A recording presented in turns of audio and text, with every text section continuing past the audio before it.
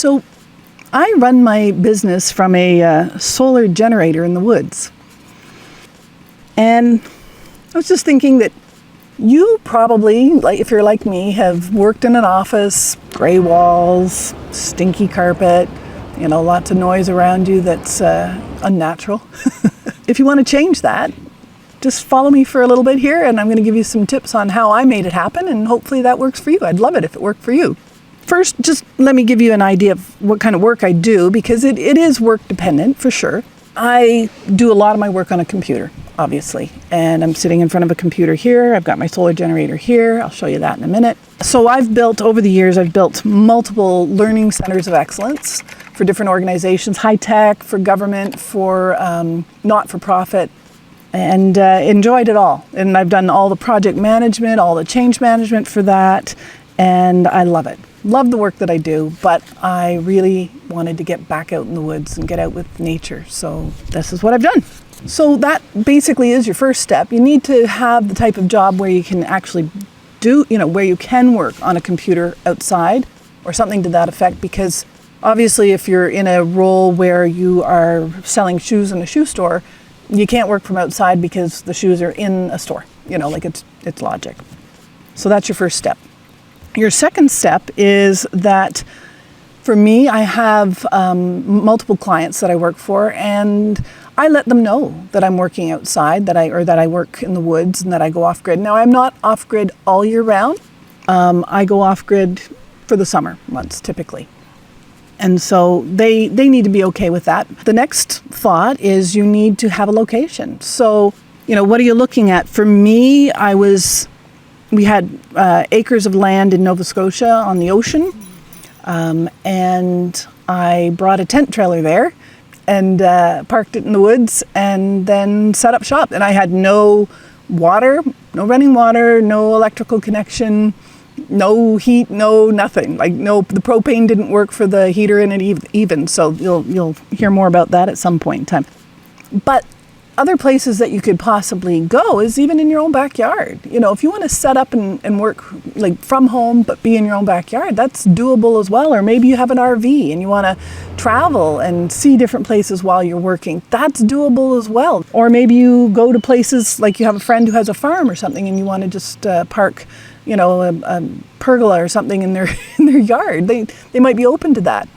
But you need to be prepared for all the things that happen, weather and other things, getting connections for internet and things like that. The next step after that is then you need to think about what's your shelter, right? Because if you're doing it in your backyard, obviously you can go in your house and you can, hang out in your house in the evenings or whatever. But if you were really going off grid, for me it was a tent trailer, and it was really great. And then I ended up buying a shed that they placed on the land, and that was my upgrade. It was a 10 by 16 shed, so that was fun. But some people have a cabin, or there's, like I said, a cabana or something like that in the backyard, or an RV, all those options. The next step is you need a connection. So for me, I was very lucky in that the cell service in the area was really good. And so I was able to use my phone as a hotspot. And that was really helpful. And I just upped my data plan. Make sure you do that, though, if you're going to be doing off-grid. But you can also use something like Starlink. Or if you have close enough access to a house, if you're in your backyard, then hopefully your Wi-Fi reaches. But if not, use a booster to make sure that it reaches out to where you are in your yard. After that, for me, was I didn't have power, so how can I get power on a regular basis? So I have a solar generator, and I'm just going to see if I can. That's my solar generator. I'll bring it in closer, actually, so you can see it. And I don't know if you can see the numbers on there. Let's see. Yeah. So right now it's at 99%, and I'm using sometimes 21 watts of energy. And what I've got plugged in here is my laptop. And the actual, I don't need that. That's just the light for my thing. I don't need the light. So I don't even need that plugged in. And you can plug your phone in here. There's a USB thing here, quick change. I've used Jackery. It's an amazing product. I'm not, telling you have to use Jackery, but it's awesome. And I'll show you, I have solar panels too, which if I plug them in, I've got them here. I don't need them because I'm at 99%, but you can see how this changes if I plug these in.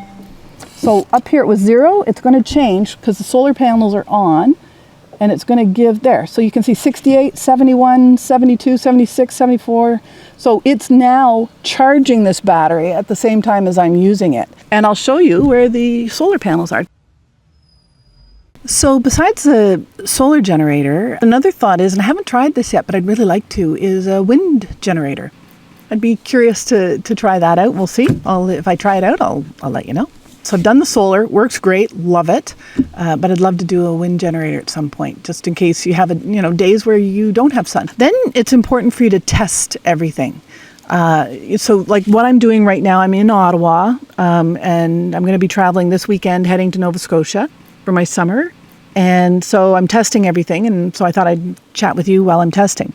And everything's working great. I'm on my data plan set up, hotspotting.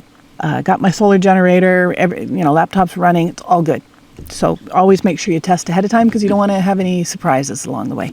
Next step after that is, this was really important for me because not only was I wanting to just be outside in nature, and it was about grounding myself, it was about really also healing. After COVID, I really, I had been in, the same four walls, working from the same home office for, years, and I needed to just stop and take some time for myself and figure out who I was, what I wanted, what was important to me, all that kind of thing. So keep healthy routines. For instance, I get up and most mornings, I won't say all mornings, but most mornings I get up and I do some yoga. And, also eat healthy, make sure you're having good food that you're putting in your body, because honest to God, what you put in your body totally reflects what happens with your body. And then, do things like walking. There's a beach nearby where we are, where I am. I say we because my husband is great. He supports me in this all the time. Every year he supports me in going out and living off grid. He stays here and lives in the house and comes down and visits me down there. And we will retire down there someday. So looking forward to that. But in the meantime, it's my salvation is to go out and hang out in the woods and on the beach. And then the final step for all of this is just get to it. Get started and enjoy. Just enjoy it and be present in the moment and take care of yourself while you're out there. You'd be amazed at how much healing goes on. So I guess the last thing I want to say is, if you like what I'm talking about here, I have so many adventures that I'd love to share with you about this. And just, give me a subscribe, a follow, comments. I'd love to hear what you have to say. If you've experienced this or you want to experience this, I'd love to hear. Love to interact with everybody. So yeah, just do a subscribe. Now, one warning I will give you is that happened to me is when I did live off grid. After a couple of days of being out there, the bears came.